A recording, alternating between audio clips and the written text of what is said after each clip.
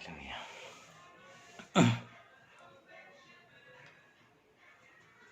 Good afternoon po to everyone. We are here now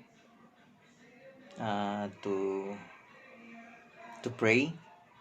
But before that, bago tayo manalangin, before we pray, I'd like to read the Bible from Book of John, chapter 17, verse 20 to 21. So in my Bible, NIV version, according to this, allow me to read. My prayer is not for them alone. I pray also for those who will believe in me through their message, that all of them may be one. Father, just as you are in me and I am in you, may they also be in us, so that the world may believe that you have sent me. In Tagalog version ay ito po ang mababasa. Sabi doon, hindi lamang sila ang idinadalangin ko, kundi pati ang mga nananalig sa akin dahil sa kanilang pahayag. Maging isa nawa silang lahat, Ama, kung paanong ikaw ay nasa akin at ako'y nasa iyo, gayon din naman, maging isa sila sa ating upang maniwala ang sanlibutan na ikaw ang nagsugo sa akin. Pinagpala ang salita ng Diyos sa pagkabasa nito. Mga kapatid, ang binasa ko po ay hango po ito sa aklat ni Juan, at ang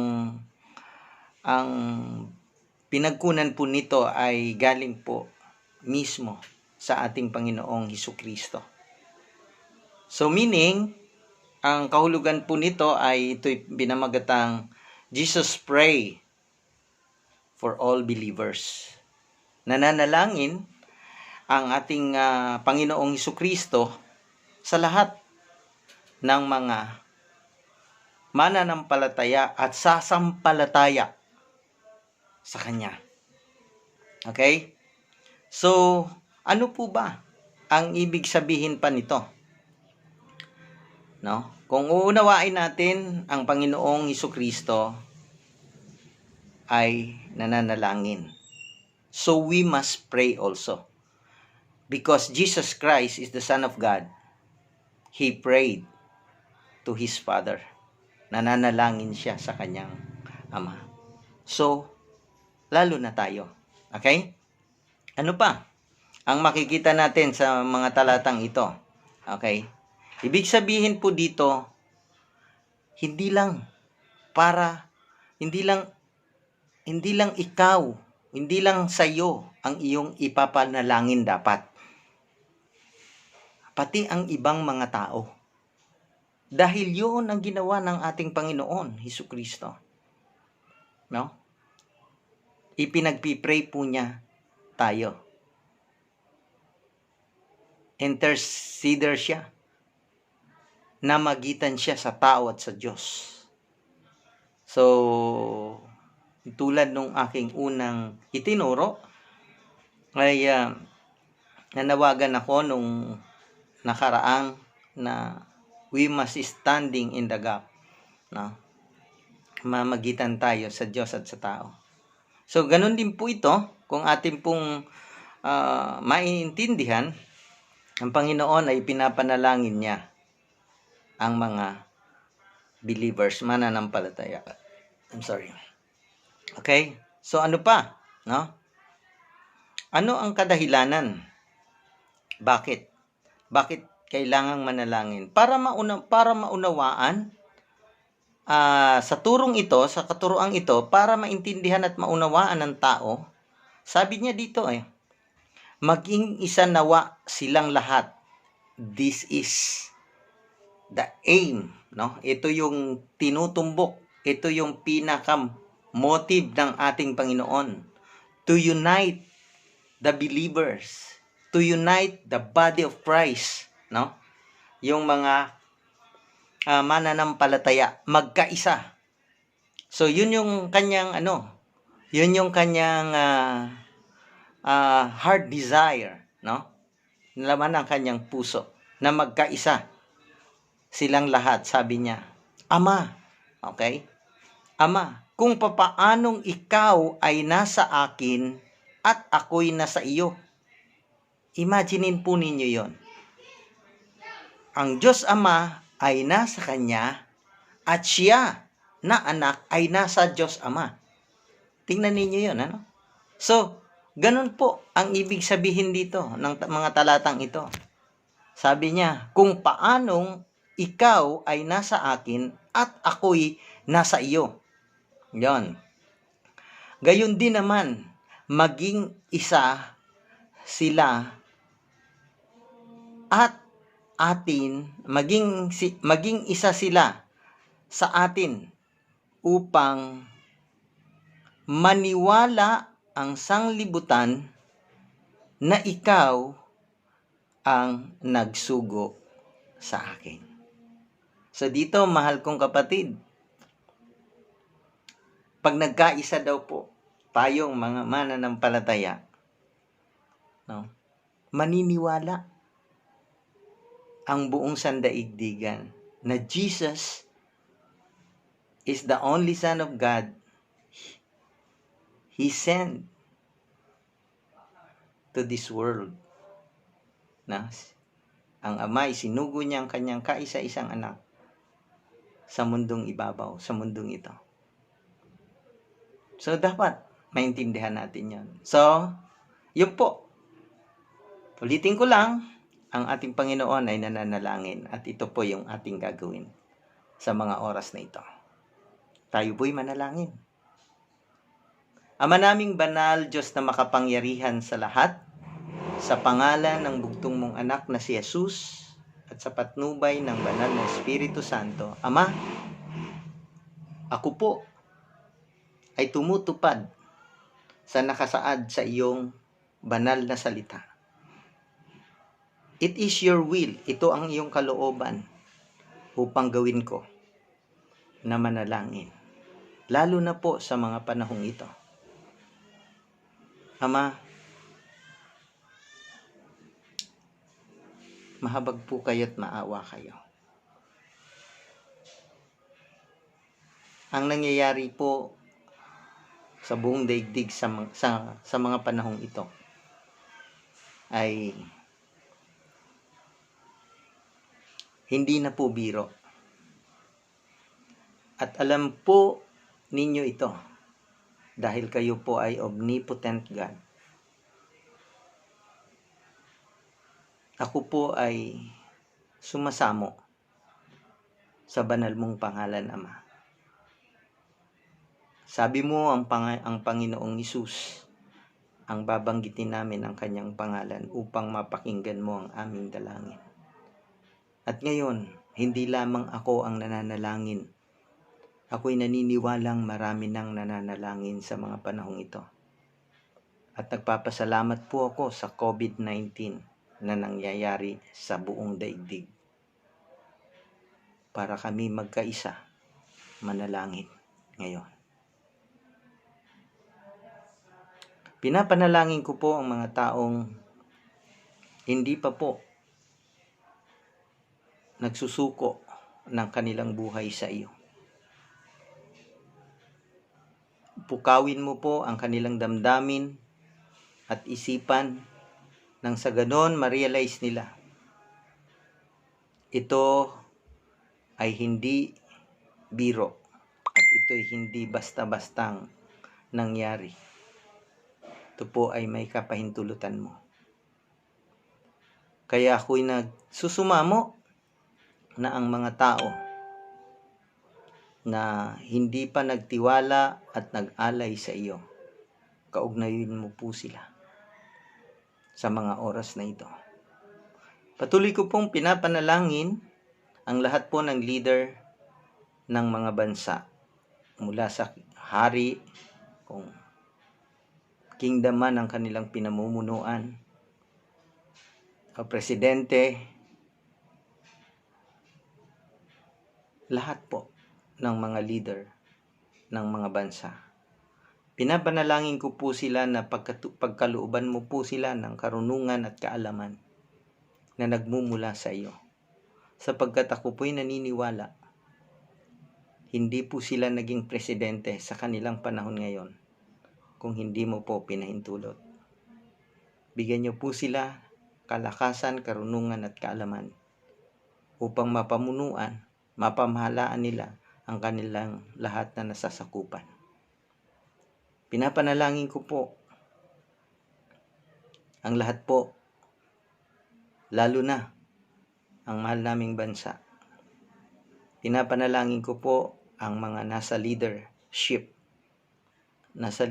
ng aming Pangulo, ang kanyang vice presidente, ang mga cabinet secretary po niya, ang mga hukom mula sa mula po sa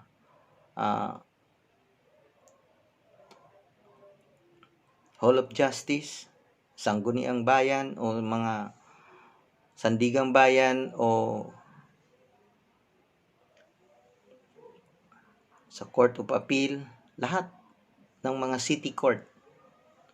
I pray po sa lahat ng mga hukom, judges, na ikaw o Diyos ang patuloy na magbigay ng conviction sa kanilang mga puso at isipan. Ilagay mo po sila sa iyo pong kalooban. Gayun din po ang amin pong mga mahal na senador, kongresista. Sila po ay mga pinili ng tao, hinihalal, pinagkatiwalaan upang gumawa, maglingkod para sa mahal naming bansa at sa mamamayan ng bansang ito. Pagkaluban niyo po sila ng protection, kaalaman at karunungan, ikaw po ang kumilos para sa kanila pong mga buhay. Gamitin mo lang sila as instrument ng amin pong mahal na bansa. Patuloy ko rin pong ipinapanalangin ang lahat ng mga governor, vice governor, mayor, hanggang sa maliit na nanungkulan, ang mga barangay chairman, sitio chairman. Ikaw po, Panginoon, ang aming inaasahan na kikilos sa kanilang mga buhay. Dalangin ko na maging tapat po sila sa iyo at sa kanilang pinaglilingkuran sa kanilang mga nasasakupan. Patuloy ko pong ipinapanalangin ang aming pong hukbong sandatahan ng Pilipinas, mula sa airborne, marine,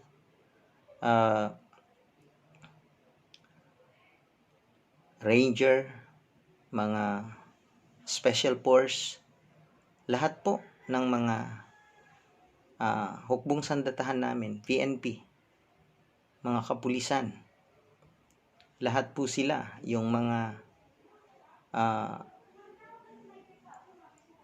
nagbibigay ng protection sa aming bansa. We are praying, pinapanalangin ko po, pati ang MMDA, mga barangay tanod. Banal na Diyos na Ama, ikaw po ang patuloy na kumilos at mangusap sa kanila at protektahan niyo po sila. Lagay mo po sa kanilang puso na isang karangalan ang maglingkod sa bayan, maglingkod sa bansa at sa mamamayan ng bansa. Banal na Diyos, aking dalangin na patuloy na bigyan niyo rin po ng kalakasan at pag-asa ang mga tao pong namatayan na dahil sa COVID-19 na ito. Tulungan mo po sila sa kanilang mga pinagdadaanan ngayon. Emotional, spiritual at financial. Pinapanalangin ko po na ikaw, Diyos, ang patuloy na kumaugnay sa kanila pong mga puso. Sa mga tao pong may mga karamdaman, naniniwala ako sa aking puso na ikaw ang pinakadakilang manggagamot. Hinihiling ko po, iparanas mo po doon sa mga taong nananampalataya sa iyo ang himala ng kagalingan na nagbumula sa iyo. Tulungan mo po silang makaranas ng himala mula sa iyo upang ang pangalan mo'y mahayag nila. Maging witness sila. Dalangin ko rin po, Panginoon, sa mga kababayan ko, kapwa ko Pilipino, na maging tapat sa sarili, tapat sa iyo, o Diyos, maging tapat sa bayan. Tulungan niyo po. At gayon din naman ang mga OFW nasa iba't ibang bansa. Please, Father, in the name of Jesus, hiniling ko po na protektahan niyo po sila at ingatan. Maranasan po nila ang patuloy na provision na nagmumula sa iyo. Yung comfort, yung protection.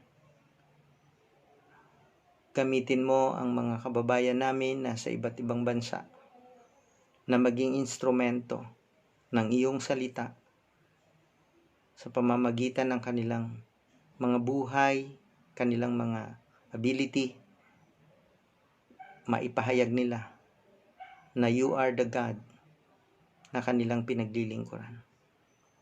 Banal na Diyos, maraming salamat po.